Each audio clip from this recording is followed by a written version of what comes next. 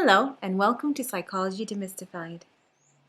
Today's video is covering love, and the question is love enough? It actually takes more than love to build a thriving partnership and a meaningful relationship. Now, why do I say that? Because there's one key ingredient that's also needed, and that is emotional safety. Now, don't get me wrong. I know and you know that in a romantic relationship, love is a great place to start. But is that all that's needed? If we want to enjoy the secure and enduring connection of mature love, safety and feeling safe allows all of us to be able to create a foundation for emotional and also for sexual intimacy as well. Humans are wired in such a way that they long and they desire and they seek out safe and satisfying connections, whether it's in relationships and also even in friendships. When you feel emotionally safe, it means that you feel internally relaxed and open. When we're intimate, we feel connected. When we're not connected, then there's a feeling of distance, there's overprotectiveness, and sometimes someone can become overly cautious. Researcher John Gottman identified criticism and contempt as the main things that are common intimacy busters. In fact, in John Gottman's words, he actually said that contempt is the primary predictor of breakups and divorce. By diminishing a person through hurtful criticism or sarcasm, we trigger their self-protective mechanism. We activate their fight, flight, and freeze response rather than inviting the nectar or the sweetness of their love to nourish us. You have to keep in mind that people don't open up until they feel safe and secure. So in order for you to have an open relationship, it's important for you to feel safe and secure. And that's the only way it can bloom like a flower and blossom. How do you make a flower blossom and open up? And how do you allow a relationship to bloom? You need consistency. You need consistent respect, consistent kindness, and consistent appreciation. Those are key things that are required. When you have those three things, you also have a deepening love and a deepening intimacy as well. If someone receives a steady dose of blame and shame, as opposed to respect and being cherished, what happens is that they protect their tender heart by going into hiding so that they can protect themselves from being hurt. They can also protect themselves from being vulnerable. So it's important to have respect and being cherished rather than blame and shame.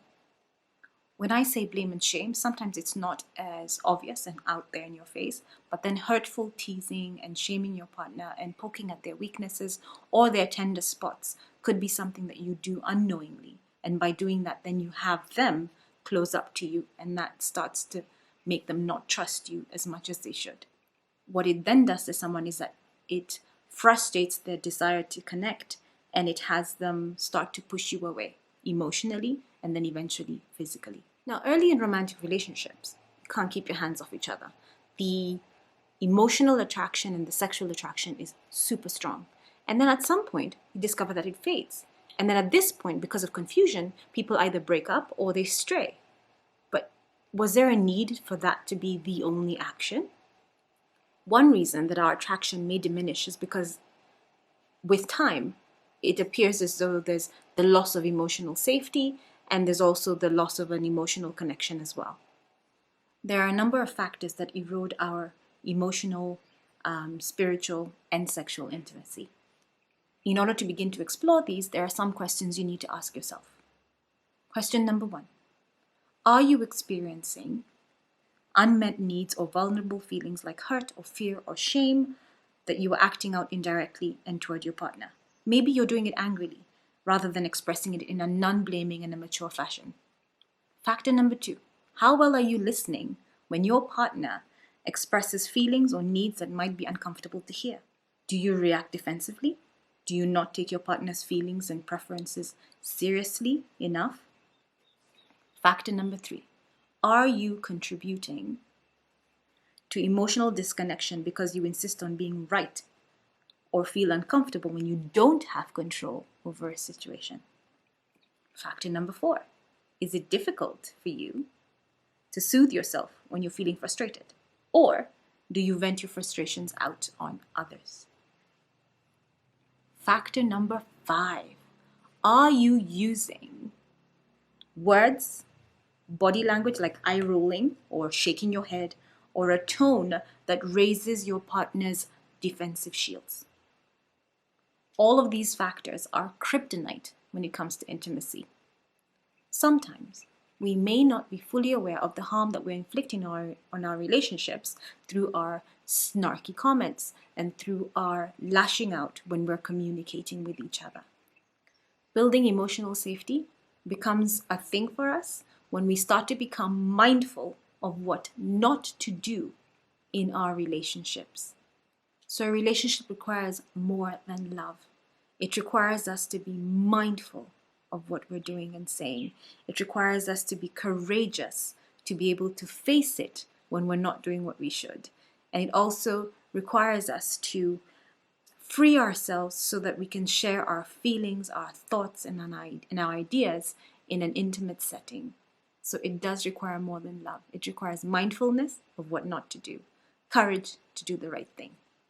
And relationships are more likely to thrive when two people in the relationship are committed to being mindful and being courageous in addition to loving each other. Because in the end, what you end up doing is creating a safe space and climate for emotional, spiritual, and sexual intimacy. Thank you so much for watching. Remember to stay safe. Remember to wear a mask. Take care of each other. Take care of yourselves. And remember, hugs and kindness always. Please be kind because you don't know what someone's going through. Take care. Bye.